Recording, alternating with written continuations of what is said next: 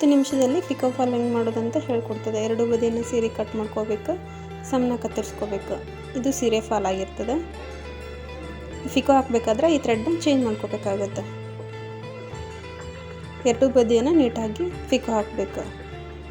ನಾನು pico setting ನಂಬರ್ನ 2 3 3 ಆಗಿ ಇಟ್ಕೊಂಡಿದ್ದೀನಿ.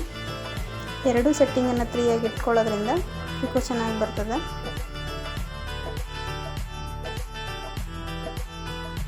ಸ್ಟಿಚ್ ಮಾಡಬೇಕಾದ್ರೆ ಯಾವುದೇ ಕಾರಣಕ್ಕೂ ಬಟ್ಟೆಯನ್ನು ಹಿಂದಕ್ಕೆ ಮುಂದಕ್ಕೆ ಎಳಿಬಾರ್ದು. ಸ್ಮೂತಾಗಿ ಹ್ಯಾಂಡಲ್ ಮಾಡಬೇಕು, ಅಂದರೆ ಹೊಲಿಗೆ ಚೆನ್ನಾಗಿ ಬರ್ತದೆ.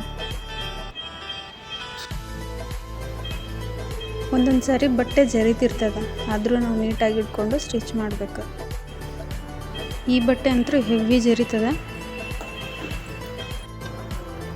ಆದರೂ ನೀಟಾಗಿ ಫಿನಿಶ್ ಮಾಡೀನಿ. ಈ ಪಿಕೋ ಫಾಲ್ ಸೆಟ್ಟಿಂಗನ್ನು 3 ಸೆಟ್ ಮಾಡ್ಕೊಂಡಿರ್ತೀವಲ್ಲ, ಅದು ಸೆಟ್ ಮಾಡ್ಕೊಂಡಿರೋದು ಗೊತ್ತಾಗಲಿಲ್ಲ ಅಂತಂದರೆ ನೆಕ್ಸ್ಟ್ ವಿಡಿಯೋದಾಗ ತಿಳಿಸ್ಕೊಡ್ತೀನಿ ಅಂತ.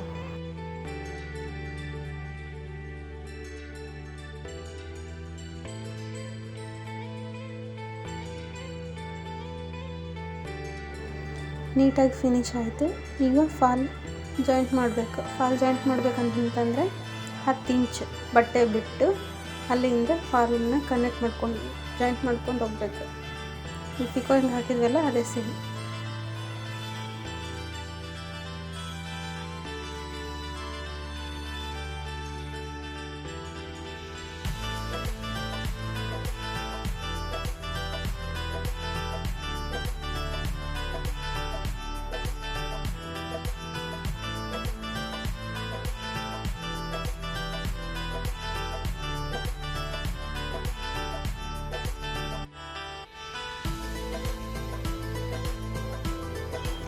ಸೀರೆನ ನೀಟಾಗಿ ಜೋಡಿಸ್ಕೊಂಡು ಲಾಸ್ಟ್ ಎಂಡ್ವರೆಗೂ ನೀಟಾಗಿ ಜಾಯಿಂಟ್ ಮಾಡಬೇಕು.